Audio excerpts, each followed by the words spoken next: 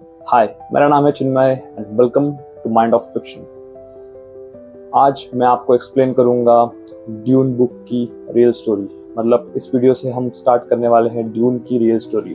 But before watching this video I would highly recommend you to watch the first part of this series because it is very important. मैंने उस part 1 में इस story की कुछ ऐसी चीज़ें explain की है जो बहुत इंपॉर्टेंट होने वाली है। So please watch that video before watching this video. So let's begin. So कहानी की शुरुआत होती है 20,000 साल भविष्य में। हमें दिखाया जाता है planet Caledon. Planet Caladan is a home planet for Atreides family. Now you will be wondering what is Atreides and who is this Atreides family. So to understand this, I will have to give you some context.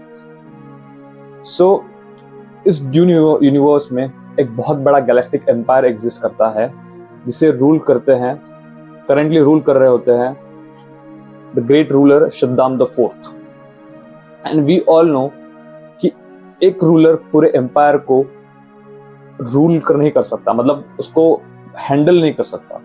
इसलिए dune universe में एक system exist करते हैं जिस system में उस empire के अंदर जितने भी प्लैनेट्स हैं उसे संभालने के लिए हर एक प्लैनेट को एक ग्रेट हाउस दिया जाता है। मतलब हर एक प्लैनेट का एक रिप्रेजेंटेटिव होता है।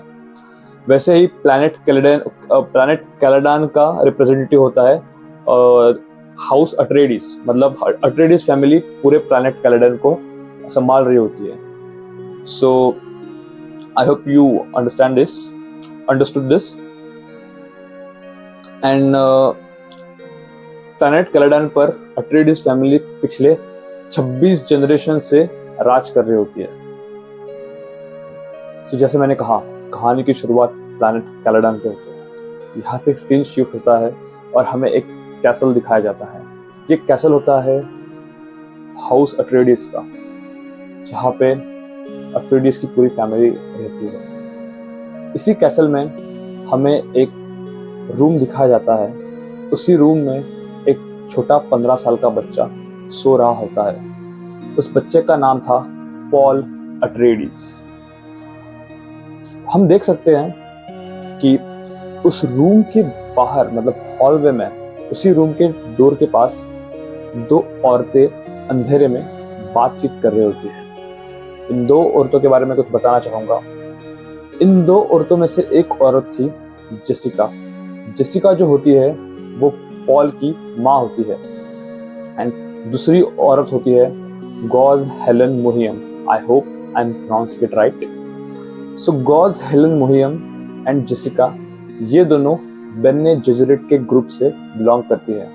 अब बेने जेजेरेट क्या है ये मैंने लास्ट वीडियो में शॉर्ट में बताया है। अगर आपको जानना है तो आप वो वीडियो देख सकते हैं। सो ये दोनों बातचीत कर रहे होते हैं। अब गॉज हेलन मोहियम जेसिका से कहती है कि पॉल क्विसा खदराक है या नहीं, वो क्विसा खदराक बनने के लायक है या नहीं, ये तो हमें कल ही पता चलेगा जब मैं अपने कौम जबार से उसकी परीक्षा लूंगी। पॉल उनकी ये बातें सुनता है। वो अपने मन में अपने मन में ही सब खुद से सवाल पूछने लगता है कि ये क्वेसा खदरा, ये कौम जबार, ये क्या है। और इसी सोच में वो सो जाता है। सो ये सब बातें करके वो दोनों औरतें अपने अपने कमरे में चले जाती हैं और सीन शिफ्ट होता है। हमें अगले दिन की सुबह दिखाई जाती है। जेसिका पॉल के रूम में आकर उसे नए कपड़े देती है, उसे तैयार होने के लिए कहती है और वो पॉल को हिम्मत देने की कोशिश कर रही होती है। जेसिका भले पॉल को हिम्मत दे रही होती है बट पॉल अपने माँ के अंदर के डर को महसूस कर पा रहा होता है। मतलब जेसिका पॉल को हिम्मत दे रही होती है बट जेसिका खुद डर रही होती है और पॉल सोच में पड़ जाता है कि माँ इतनी डरी हुई क्यों। एंड वो दोनों मतलब तैयार होते हैं और जेसिका पॉल को हेलन के पास लेके जाते हैं। हेलन मतलब वही गॉज हेलन मोयम, हम अभी उसको हेलन नाम से पुकारेंगे। जब हेलन उन दोनों को अपने रूम की तरफ आते हुए देखती है, तब हेलन मन ही मन में एक बात मतलब बोल रही होती कि डैम दैट जेसिका, अगर उसने जैसा मैंने कहा था वैसा किया होता और एक लड़की को जन्म दिया होता तो आज चीजें अलग होती, आज चीजें अच्छी होती, बट उसने ऐसा नहीं किया। तो हेलन ने ये मन ही मन में क्यों कहा, तो इसके लिए मुझे आपको थोड़ा एक हिस्ट्री बतानी पड़ेगी अबाउट बेने जेजेरेट। सो बेने जेजेरेट क्या है? Bene Gesserit is a group of females who have extraordinary abilities to control every nerve in their body।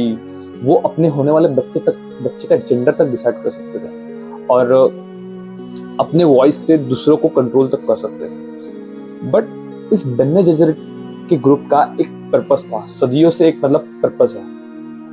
ये औरतें क्या करती हैं, फ्रॉम बिहाइंड द शैडोज पूरे एम्पायर के पॉलिटिक्स को इन्फ्लुएंस करती हैं।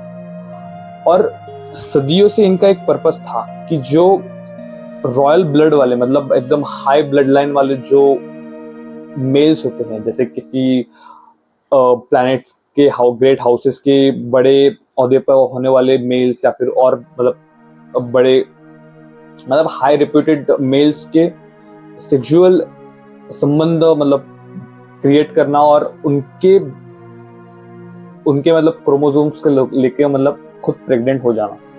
सो ये वो क्यों करते हैं, मतलब वो सदियों से एक मतलब ये ब्लड लाइंस को अपने अंदर कंट्रोल कर रही होती है और वो एक ऐसे आदमी के मतलब ऐसे मेल के तलाश में थे जिसे वो कहते हैं क्वेसाक हदराक।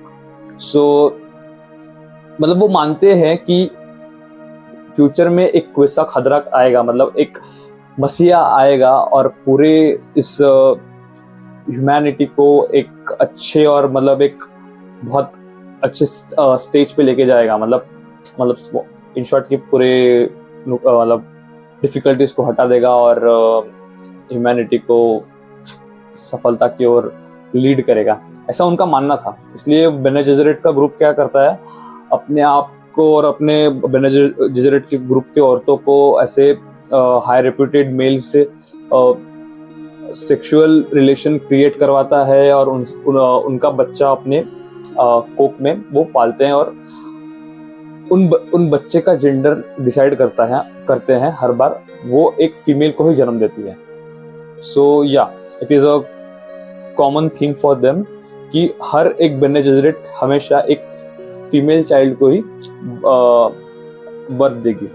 बट जेसिका इस चीज में एक एक्सेप्शन बनती है।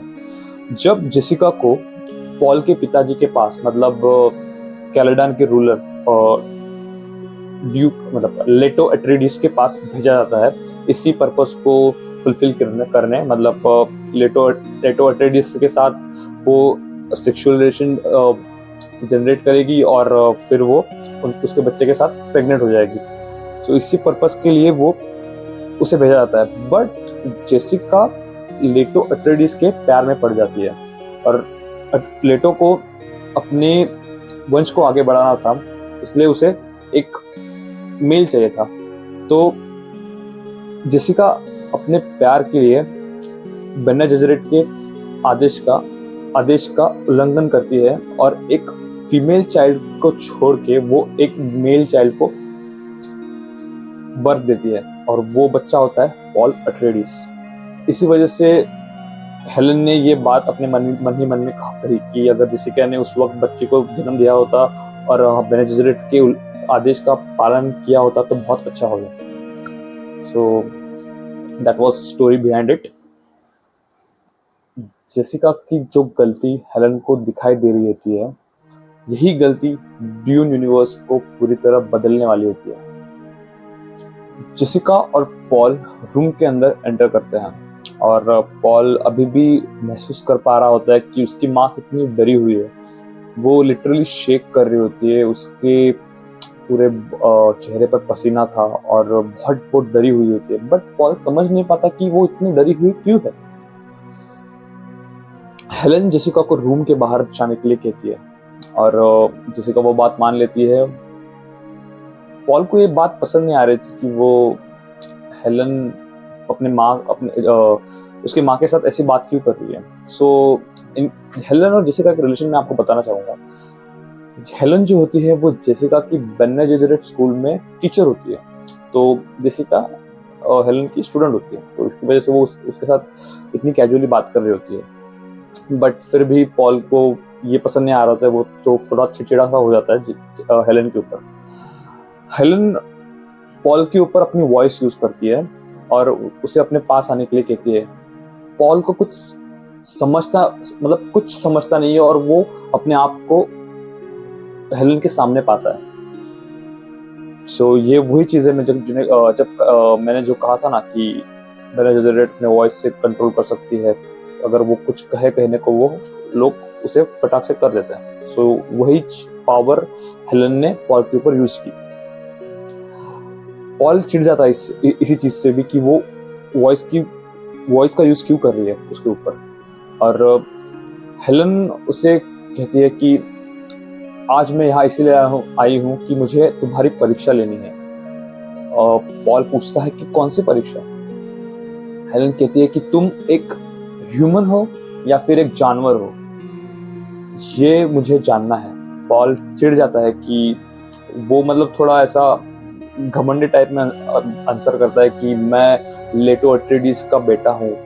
वो कहता है कि तुम्हें क्या अट्रेडिस फैमिली जानवर लगती है जो तुम परीक्षा लेने आई हो। तो फिर इस चीज पे हेलन उसको बताती है कि जानवर लिटरल जानवर नहीं, कि एनिमल नहीं।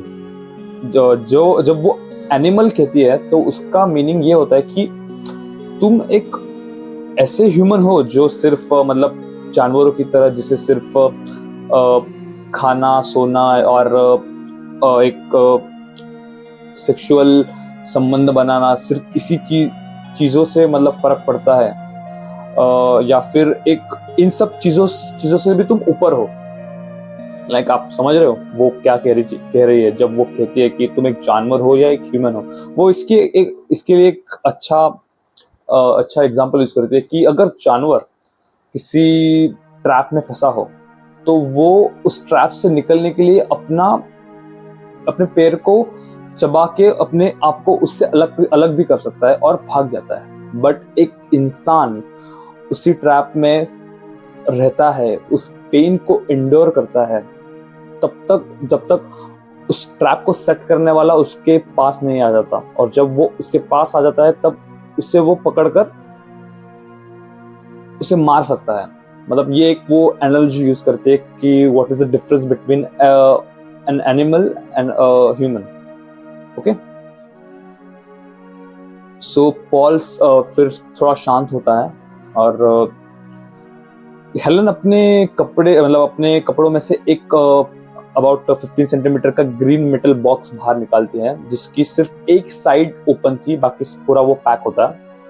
और वो उसे देखता है पॉल, और हेलन उसे कहती है कि अपना दाया हाथ इस बॉक्स के अंदर रखो।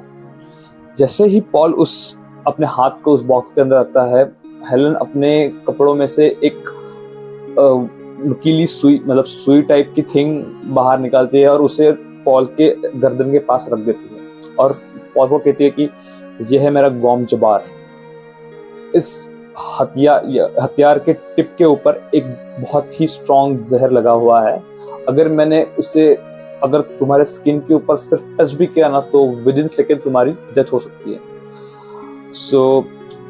तुम्हारी परीक्षा ये है कि जब तक मैं नहीं कहूं तब तक तुम इस मेटल बॉक्स के अंदर से अपना हाथ बाहर नहीं निकालोगे, और अगर तुमने अपना हाथ बाहर निकाला तो मैं इस गॉम जबार से तुम्हारी हत्या कर दूंगी।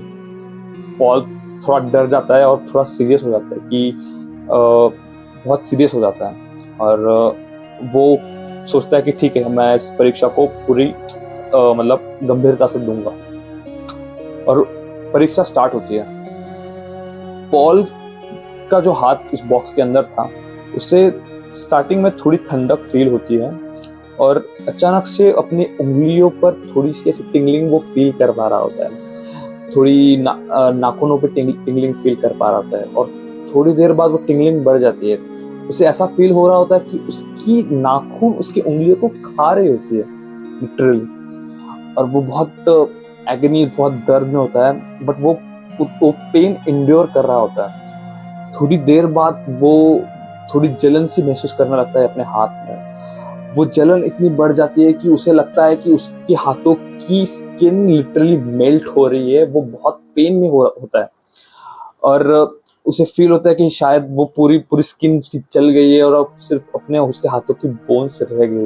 इतना पेन उसे हो रहा होता है, इतना मैसिव पेन उसको इंड्योर करना पड़ रहा है, बट वो अपना हाथ उस बॉक्स से बाहर नहीं निकालता क्योंकि उसके नेक पे गॉम जबार था। ये सब थोड़ी देर तक चलता है, बट वो पेन सह रहा होता है और थोड़ी देर के बाद हेलन उसे अपना हाथ बाहर निकालने की कहती है और वो कहती है कि ये परीक्षा खत्म हुई। अब इस टाइम पे पॉल बहुत डर रहा होता है वो हाथ बाहर निकालने के लिए। उसे लगता है कि उसका पूरा हाथ जल गया होगा, सिर्फ हड्डियां रह गई होगी, बट वो धीरे धीरे अपना हाथ बाहर निकालता है और वो शॉक हो जाता है। वो देखता है कि उसके हाथों पर एक स्क्रैच भी नहीं है, कोई स्क्रैच नहीं है, कोई दाग नहीं है, कोई जलन नहीं है, कोई डैमेज उसके हाथ पे नहीं होता है। वो सब देख के बहुत शॉक में चला जाता है कि ये क्या हो रहा है। तब हेलन उसे कहती है कि ये जो बॉक्स है ये ऐसे फील करवाता है कि उसका हाथ बहुत पेन में है और तुमने उस पेन को इंड्योर किया, सहन किया, तुमने हड़बड़ी में उसको अपने हाथ को बाहर नहीं निकाला। तो ये चीजें साबित करती है कि तुम एक ट्रू ह्यूमन हो, जानवर नहीं हो, और तुम ये परीक्षा पास हुए। So that's it for this video. हमने जाना कि पॉल ने कैसे अपनी परीक्षा दी और कैसे अपने आप को साबित किया कि वो एक ट्रू ह्यूमन है and not the animal. And इसकी आगे की कहानी हम इस सीरीज के 3rd पार्ट में जानेंगे। So and if you like this video then please subscribe, comment and like this video, and मैं आपको मिलूंगा इसके 3rd पार्ट में। Okay, bye.